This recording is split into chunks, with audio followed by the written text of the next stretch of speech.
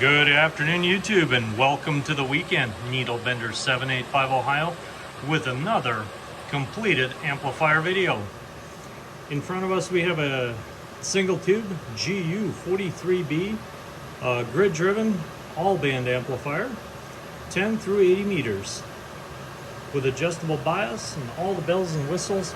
And this is for Needle Bender 347 Tennessee. We have every single piece of additional components that you can purchase with this amplifier. We have all of my signature 4 switches, as you see out there, kind of like on my personal piece of equipment there. And that's just the way I build my tetrodes from now on. And pretty much what I've been lately doing is building tetrode amplifiers. These are very low drive, and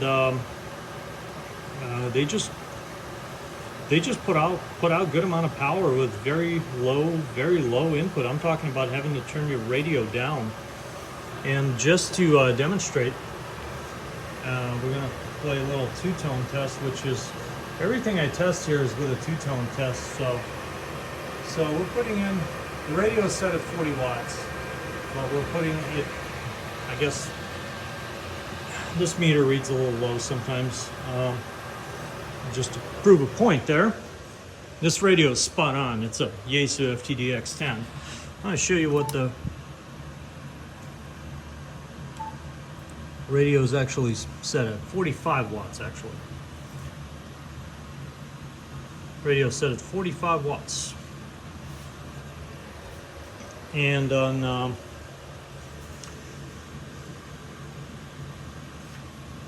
put it on about 40 watts.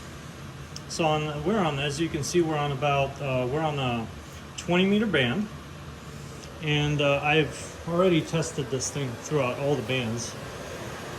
And for me to run back and forth and change bands and retune, it's going to be a pretty boring video. So we're just going to kind of pick a band somewhere and go with it. As far as input, so let's talk about these meters here. We obviously have our plate voltage meter. Our head voltage is on, resting at about, I don't know, 3,600 volts. And the only thing I'm kind of tell you here is I have this little redneck switch here, which is kind of goes in instead of my foot pedal. I just rigged this up in a very specific manner just to kind of do this video.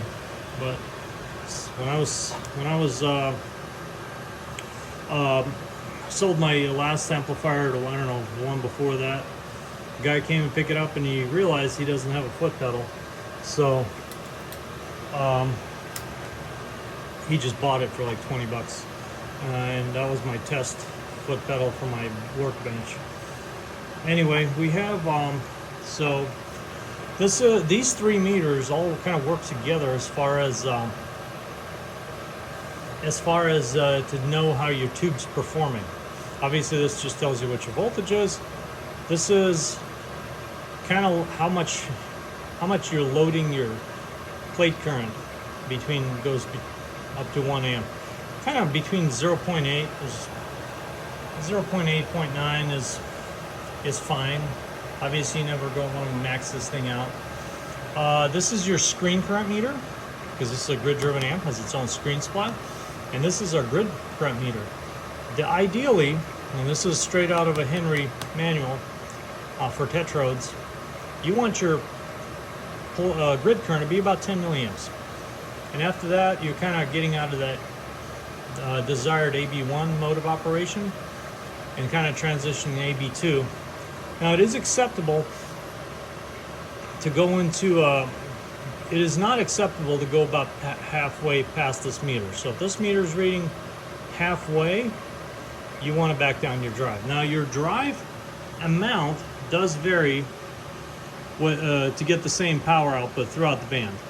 And that's just the way our input circuit is. The input circuit on this amplifier is kind of simple, but also kind of complex at the same time. It's designed as a 5-pole filter with a center tap going to the tube. So it does not allow anything over about 31 megahertz. So 31 megahertz, it has like an extremely sharp cutoff and prevents any kind of higher frequencies from being amplified. But it also provides a really good match all the way down to like 3 megahertz. But it does have, you do have on like 80 meters, you are going to see about a 1.2, 1.25 all the way down to the bottom of the band. As far as the radio, we'll see just a little bit of reflect, which is totally fine. And as you go up in the band, it actually comes down to almost nothing. Around the 10 meter, 20 meter band, there's no needle movement, almost like zero on your radio. So your maximum drive on 10 meters should be about 25 watts, with never to exceed about 30. And 30 is probably the limit on that. Now when you go down to 80 meters, you can do 45 watts with a maximum of about, absolute maximum being about 50. And you will get the same power output. As you see, this thing performs really well. It also has something called adjustable bias, so you can vary your idle current, and that directly affects something we're going to talk about now, is intermodulation distortion. Now this, I captured some of these images from earlier testing. So this right here, don't confuse this with harmonics. This is not harmonics. This is a two-tone test. So this is extremely narrow. So this is like a zoomed in signal. So this is like, think about this. This is 10 kilohertz. So you have 28395 and 28405. So this is literally 10 kilohertz. And now each channel is normally about 10 kilohertz. Sometimes you can do 5, but anyway, I won't get into that. So right now we have 28.05 dB from our principal. These are 2 signals that we put into the amplifier, and our closest closest intermodulation product is 28 dB down, and that's right there. I would say 30, anything over 30, it's phenomenal performance. This is excellent performance overall. Like my 4CX 5000 is about 31. Now your typical pill amplifier has an IMD of about 23 to 24 at its best. So just to kind of, when you run it at like 60% power. So this is several magnitude better than any kind of transistor box. LD MOS was, the LD MOS that people kind of raved about was about 18 actually. So that was actually, the LD MOS on this particular test was by far the dirtiest thing out there. And this has nothing to do with harmonics, which we will take a look at harmonics here in one of the tests. I'm gonna have to switch screens. And this is our waveform, and that's gonna be our power meter. So like I said, we are on 20 meters. And I got the power turned down about 40 watts. We'll see what we're getting with that, and we'll see what we're at on our grid meter. We might crank it up a bit and see what we got. Let's see, what else did I need to cover? I need to add some labels to this. So this has a band switch, obviously, and 2 tuners. Very simple stuff.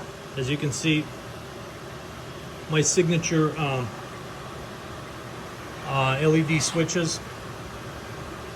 Basically anything that's either hot or high voltage is red. This allows you to turn on our fan or keep the fan on after you have turned off all your highs and hots to let the tube cool down. So you also have a TX transmit indicator. So let's see, let's kind of throw some power into this and see what we got going on. First we're gonna see where we're idling right now. So drop down about 3,400 volts and have about 0.3 amps. And when you do that, You should not have any screen current. That means the tube is absolutely stable. It's running the way it should. That's like your basic test. And now we're gonna play this two-tone signal.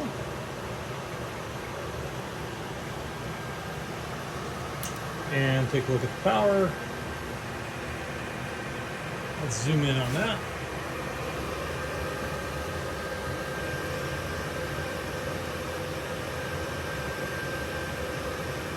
And that's on 20 meters.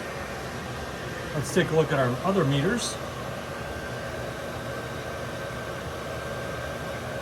So we're right at 10 mils, so this is working, and our voltage drops to about 3,200 volts. 10. So this is ideal operation. So we're putting 40 watts out of the radio and getting about 2,800 out. Can this do a little more? Probably another 100 watts. This thing kind of flatlines out about 2,900. I think I've seen it on peaks. Now this is two-tone, so this is pretty heavy loading. On your normal voice, you may see peaks of 3,000, but like I said, this is kind of like your worst case scenario I'm showing you. So 2,800 watts, and this will do 2,800 watts on all the bands. I'm talking about 10 all the way through 80, and I've done all the tests. It's just for me to have to retune this thing 6 times and run to the radio and change bands will make this video an hour long. So we just kind of picked the band and went with it. 2,800 watts, 10 over here is exactly where you want. Everything is running, and she's definitely getting with it. Let's switch this. I'm gonna reach over here, switch this little switch, and we're gonna go here, and we're gonna show the harmonics of this thing. Let's see.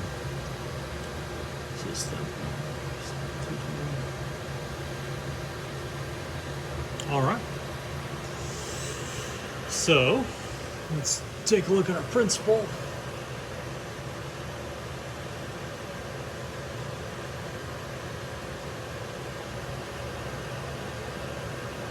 That's our principal.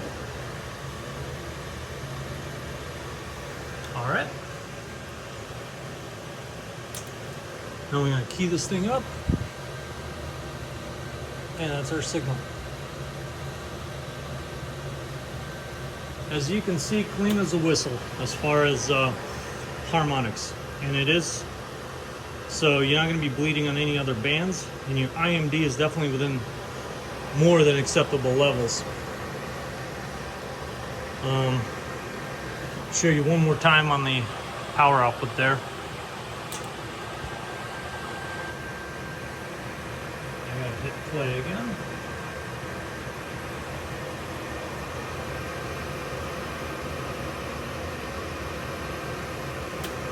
There you go. About 2,800 watts. So we're just going to turn that off and let the fan run. See, I'm kind of barely lukewarm. You can almost not feel the heat, but we've only been using it for a little bit. So ideally you want to keep this fan on for, I don't know, I never keep it more than about a minute, maybe 2 minutes if I just got off the key. But if it's been idling or just sitting around, as long as you don't feel heat coming out, you can turn this off. That way we can have a normal conversation. But there are bleeder resistors that start bleeding this down in there on the capacitor bank. And that's about it. Missing a couple of screws at the top, because literally just put this thing together today, and some labels on this and stuff like that. But this thing is ready to go. I think Mr. Needlebender 347 will definitely be enjoying this box on these bands. And as far as, like I said, I demonstrate the capability of this thing, max performance. Obviously, it's up to the operator to control the output power. within whatever kind of limits he needs to stay within, and that's done with strictly with input power. Obviously, I have to demonstrate the top end performance of this thing and show you what it's capable of. But you turn this thing down about 15 watts, you'll do about 60, I would say 10 to 15 watts will get you right in that 1500 watt zone and stuff like that. But again, we're just showing performance and capabilities of this thing. You know, what's the point of having a V8, you know, 5-liter V8 if you're never going to hit the gas, right? Anyway, this thing is super clean. It's fantastic. It runs great, and it's going to last a long time. So tubes for this are really, really not expensive. I would say you can pick up a spare tube for about $100 right now, and on eBay. I strongly suggest anybody looking to get into Gu43b, get some sockets. That's kind of if you're looking, sockets and tubes is something that I don't know how long the supplies are going to last, but they're out there still. But I did notice ever since I started building with these, because literally up until this is my second Gu43b grid driven, and it's been I've seen a lot of people showing interest in these tubes and these builds, and actually we're buying parts from me and stuff like that. So kind of noticed the tube prices and socket prices go up in the last couple of months. So just putting it out there. These things are been around for a while, and obviously they're not made anymore. So great tubes though. Anyway, thanks for watching 7E3s, and we'll see you in the next one. Needle Bender 785 here in the Buckeye State. We're back on the side.